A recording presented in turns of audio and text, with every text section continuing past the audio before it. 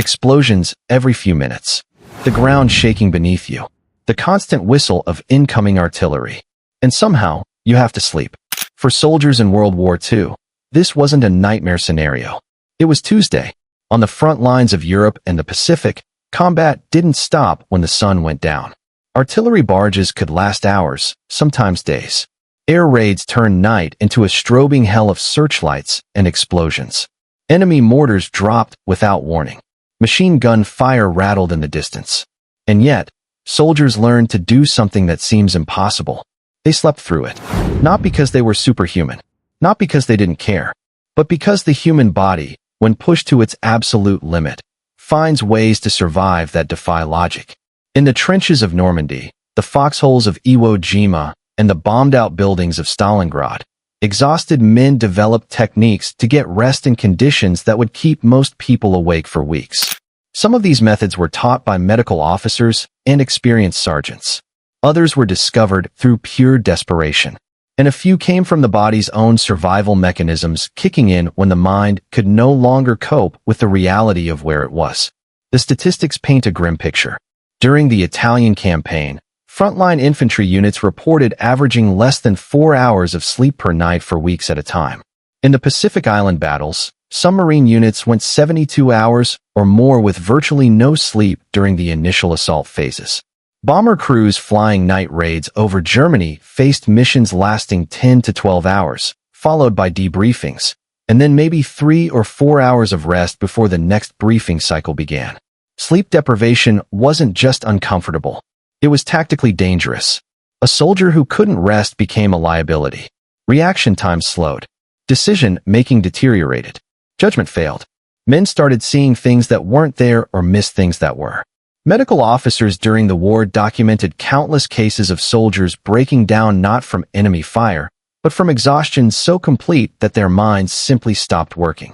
But the alternative, staying awake indefinitely, was impossible. The human body will eventually take what it needs. The question wasn't whether soldiers would sleep. It was whether they could sleep effectively enough to stay functional, or whether exhaustion would destroy them before the enemy did.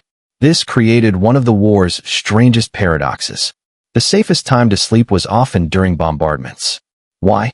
Because during heavy shelling, neither side was advancing. The infantry wasn't moving. Patrols weren't going out. Officers weren't calling for work details or perimeter checks. The enemy barrage, as terrifying as it was, bought you time. Time when no one expected you to do anything except stay down and stay alive. Veteran accounts from Anzio describe men actually hoping for artillery fire at night because it meant they could sleep without being put on guard duty. At Monte Cassino, soldiers reported sleeping better during bombardments than during the quiet periods because silence meant something was about to happen. Silence meant orders were coming. Silence meant you might have to move, fight, or dig in somewhere new. The bombardment became predictable. The silence was unknown. And so soldiers learned. Not through formal training, but through necessity. They learned to close their eyes while the world exploded around them. They learned to filter chaos into background noise. They learned to sleep with one part of their brain while another part stayed alert for the specific sounds that meant immediate danger. This wasn't courage. It was adaptation. The kind of adaptation that happens when survival depends on it.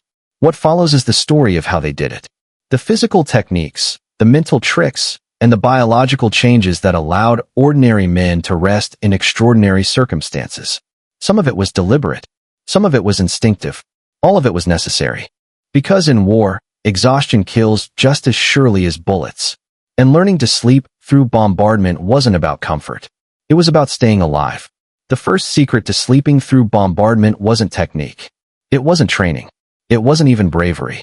It was exhaustion so complete that the body simply shut down whether you wanted it to or not. Combat soldiers in World War II rarely got more than 3 or 4 hours of sleep per night, and that's when things were relatively quiet. During active operations, sleep often came in fragments. 20 minutes here, an hour there, stolen in whatever moments the battle allowed. Days stretched into weeks of constant alertness, physical labor, and adrenaline that burned through energy faster than K-rations could replace it. The physical demands were relentless. Digging foxholes in frozen ground. Carrying ammunition boxes that weighed 40 pounds each. Marching 20 miles in full gear. hauling wounded men to aid stations, loading and firing weapons until your shoulders ached and your hands bled. All of this in weather that ranged from North African heat that baked you inside your uniform to European winters that froze your feet inside your boots. Medical officers during the war documented something they called combat fatigue. We now recognize it as a combination of sleep deprivation, chronic stress, malnutrition, and psychological trauma. But before soldiers reached the breaking point where they couldn't function at all, their bodies entered a state where sleep became almost involuntary. A survival response triggered by the brain itself. Veterans from the European theater described falling asleep while marching in column. One moment you're walking, the next moment you're on the ground, and your squad leader is kicking your boots to get you moving again. It happened so often that experienced units learned to put their most alert men at the front and rear, letting the exhausted ones stumble along in the middle where they could drift without getting lost. Sailors on destroyers in the Pacific learned to sleep standing up during their 4-hour watch rotations. They would wedge themselves into corners or lean against bulkheads, letting their bodies rest while some part of their mind stayed barely aware enough to respond if called. It wasn't real sleep, but it was something, and something was better than nothing. Bomber crews crossing the Atlantic or flying over Germany dozed between flak bursts at 20,000 feet. Pilots stayed awake through sheer willpower and amphetamines issued by flight surgeons, but gunners and navigators learned to catch moments of rest when they could. When you're flying an 8-hour mission and you've already flown 3 this week, your body takes sleep wherever it finds it. The body's need for sleep is not a preference. It's a biological demand as fundamental as the need for food or water. And when that demand goes unmet long enough, the brain starts taking what it needs regardless of circumstances. Microsleeps, moments where consciousness simply switches off for a few seconds, begin to happen. You might be standing, talking, or even moving, and suddenly there's a gap. A blank spot where time passed, but you weren't present for it. This is dangerous. A microsleep at the wrong moment gets you killed. But it's also the body's way of saying that voluntary sleep is no longer optional. If you don't rest soon, your system will rest for you, and it won't ask permission or pick a convenient time. Soldiers learned to recognize the warning signs in themselves and their buddies. When a man started making simple mistakes, forgetting basic procedures, or staring blankly at nothing, it was time to make him sleep, even if it meant pulling him off the line and putting someone else in his place. A rested soldier at 70% was more valuable than an exhausted soldier at 20%. But exhaustion alone, while it made sleep possible, didn't make it easy. The fear was still there. The noise was still there. The knowledge that an artillery shell could land in your foxhole at any moment was always there. Exhaustion opened the door to sleep, but soldiers still needed ways to walk through it. That's where technique came in. Methods passed down from veteran to replacement, learned through trial and error, shared in whispered conversations during brief lulls in the fighting. These weren't written in any field manual. They were frontline knowledge, the kind that kept you sane and kept you breathing. And the most important technique was learning to let your brain do something it's remarkably good at when given no other choice. Learning to ignore the things that can't hurt you and stay alert for the things that can. One of the most important adaptations was something psychologists now call selective attention, though the soldiers who developed it didn't have a name for it. They just called it getting used to it. The brain's ability to filter out constant background noise, even when that noise is life-threatening, turned out to be one of the most valuable survival skills a soldier could develop. In the first few days under artillery fire, every explosion jolted soldiers awake. Their nervous systems were on high alert, interpreting every sound as an immediate threat. The crash of a shell landing 200 yards away produced the same adrenaline spike as one landing 20 yards away. The body couldn't tell the difference, so it assumed everything was dangerous and kept you in a state of constant panic. But after weeks of continuous bombardment, something remarkable happened.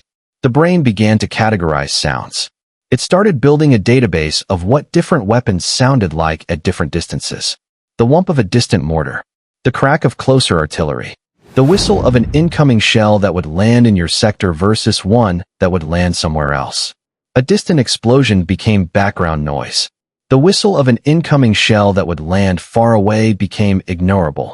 But the specific pitch and trajectory of a round heading directly toward your position that would snap you awake instantly, with enough time to press yourself flat or roll into better cover. This wasn't a conscious decision. Nobody sat down and decided to learn this. It was the brain's survival mechanism operating below the level of awareness. If soldiers stayed in full panic mode for every explosion within a mile, they would have collapsed mentally within days. Instead, their minds learned to sleep lightly, filtering sounds subconsciously, and only triggering full alertness when danger was immediate and specific. Veterans described it as sleeping with one ear open. You were asleep, genuinely asleep, but some part of you was still processing information, still listening, still ready. It's the same mechanism that lets a mother sleep through a thunderstorm but wake instantly to her baby's cry. The brain learns what matters and what doesn't. Physical positioning also played a crucial role. Soldiers in foxholes learned to dig at angles, creating L-shaped or zigzag trenches that provided protection from shrapnel and blast waves. A straight trench might be easier to dig, but it funneled blast effects and shrapnel down its length. An angled trench broke that up, creating pockets of relative safety. Sleeping below ground level, even just 3 or 4 feet, created both physical and psychological protection. The dirt walls absorbed some of the sound and vibration, creating a buffer between the soldier and the chaos above.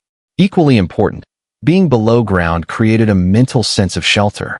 Your rational brain knew that a direct hit would kill you regardless, but your instinctive brain felt safer when surrounded by earth. And that feeling, irrational as it was, helped you relax enough to sleep. In urban combat zones, men sleeping in bombed-out buildings learned similar lessons. Interior rooms were safer than exterior ones. Basements were better than upper floors. Soldiers piled sandbags around sleeping areas, not just for protection, but for the psychological comfort of having walls around them. They avoided sleeping near windows or under weak ceilings. They chose corners where 2 solid walls met, giving them protection from 2 sides. These weren't luxurious accommodations, but they provided just enough separation from the bombardment to let the mind relax.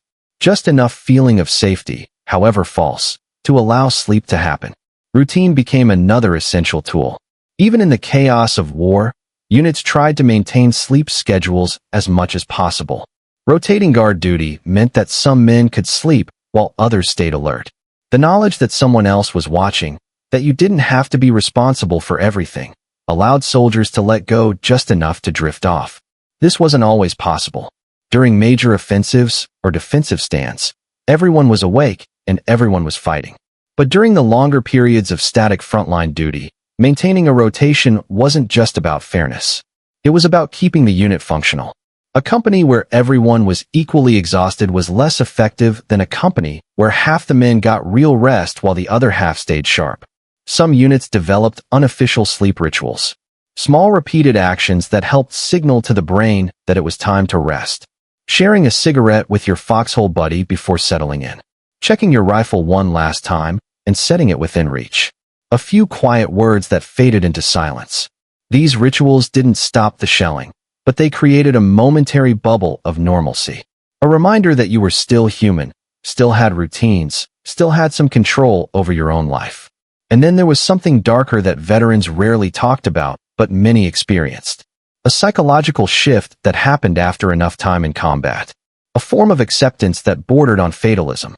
The constant fear of death became so overwhelming that the mind simply stopped processing it the same way. Not because soldiers wanted to die, but because they couldn't maintain that level of terror indefinitely. The human brain isn't built to sustain maximum alertness and maximum fear for weeks or months. The result was an almost eerie calm. If a shell had your name on it, there was nothing you could do. You'd done everything possible to protect yourself. You'd dug your hole properly, chosen your position carefully, learned to recognize the dangerous sounds. Beyond that, survival was luck. And if it was just luck, then worrying about it was pointless. So you might as well sleep. This acceptance wasn't surrender. It was a coping mechanism, a way for the mind to release the fear it could no longer carry. And paradoxically, that release often led to better sleep than any technique or training could provide. When you truly accepted that you might not wake up, falling asleep became easier. Sleeping through bombardments kept soldiers functional. It allowed them to fight, to survive, and to endure conditions that would break most people within hours. The techniques worked. The adaptations were real. Men who learned to rest under fire lasted longer, performed better, and had higher survival rates than those who couldn't. But it came at a cost that many didn't recognize until years after the war ended. The human brain is remarkably adaptable. That's what allowed soldiers to sleep through explosions in the first place. But adaptability is a double-edged sword. When your brain rewires itself to survive in one environment, it doesn't always rewire back when that environment changes. The same neural pathways that helped you survive combat can become liabilities in civilian life. Many veterans returned home unable to sleep without noise. The silence of peacetime felt wrong, even threatening. Their brains had learned to associate certain sounds with safety and rest, and the absence of those sounds triggered anxiety. Some kept radios on all night, tuned to static or talk shows they weren't even listening to. Others needed fans, air conditioners, or white noise machines to generate constant background sound. Without it, they lay awake for hours, their minds interpreting silence as danger. One veteran from the Battle of the Bulge described sleeping in his basement for the first 3 years after returning home because being above ground felt too exposed. Another kept his bedroom window open year-round, even during winter, because he needed to hear street traffic and neighborhood sounds to feel safe enough to sleep. The adaptations that saved their lives overseas became habits they couldn't break stateside. Others developed the opposite problem. Any sudden noise, a car backfiring, fireworks on the 4th of July, a door slamming, a plate breaking, would send them into full panic mode. The same filtering mechanism that let them sleep through artillery could also misfire in civilian life. Their brains had learned to identify specific sounds as threats and trigger instant alertness. But in peacetime, those triggers came without warning and without context. A veteran might be fine for weeks, then hear a particular pitch of sound that matched something from the war, and suddenly he was back in his foxhole, heart racing, unable to remember where he really was. The sleep disruptions didn't just affect the veterans themselves. Spouses and families struggled with men who thrashed in their sleep, who woke up screaming, or who couldn't share a bed because any movement or sound might trigger a violent defensive reaction. The intimate safety of a bedroom became a source of tension because the veteran's brain was still wired for a combat zone. Medical understanding of these issues was limited in the 1940s and 1950s. What we now recognize as post-traumatic stress disorder was often dismissed as weakness or inability to adjust. Veterans who sought help were sometimes told to just get over it or stop thinking about the war. The physical and neurological reality of their condition, the actual changes in brain structure and function caused by months of extreme stress and sleep deprivation, wasn't yet understood by the medical establishment. Some adaptations had subtler but equally lasting effects. Veterans often struggled with patience for everyday problems. When you've slept in frozen mud while being shelled, your tolerance for civilian complaints about traffic or weather becomes minimal. When you've learned to function on 3 hours of sleep for weeks at a time, listening to someone complain about being tired after one late night feels absurd. This created social distance between veterans and those who hadn't served, making readjustment even harder. The fatalistic acceptance that helped soldiers sleep under fire could also become a barrier to engaging with peacetime life. If you've internalized the belief that survival is mostly luck and individual effort doesn't matter much, it's harder to invest emotionally in long-term planning, career building, or even relationships. Some veterans described feeling like they were just waiting for something to happen, unable to settle into the mundane rhythms of civilian existence because their brains were still wired for crisis. Yet it's important to acknowledge that these same adaptations also demonstrated something profound about human resilience.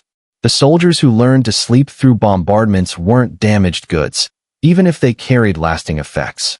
They had proved that humans can endure and adapt to conditions that seem impossible. They had shown that the mind and body, when pushed to their limits, will find ways to survive that we barely understand even now. Modern military psychology has learned from World War II.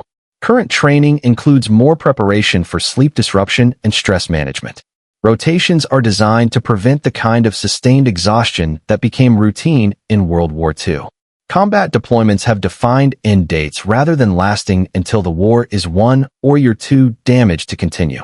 Medical support for sleep disorders and trauma is more available and less stigmatized, though still far from perfect. But the fundamental challenge remains unchanged.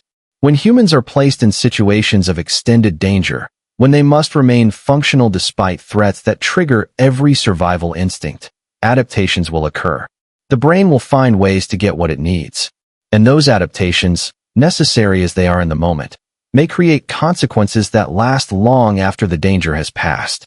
The soldiers of World War II who learned to sleep through bombardments paid for that skill in ways that went far beyond the immediate risk of a shell landing in their foxhole. Some carried the effects for the rest of their lives. But in the moment, under fire, in the mud and cold and noise, those adaptations were the difference between functioning and falling apart. They did what they had to do to survive. And in that desperate necessity, they revealed something fundamental about human nature, that we are capable of adapting to almost anything when we have no other choice. That the line between impossible and merely terrible is thinner than we think. And that sometimes, survival requires becoming someone slightly different than who you were before. Someone who can close their eyes and find rest when everything around them is trying to kill them. That ability wasn't a gift. It was a necessity bought with a price that many paid for decades afterward. But it worked. And for soldiers who had to face another day of combat after another night of explosions, working was enough.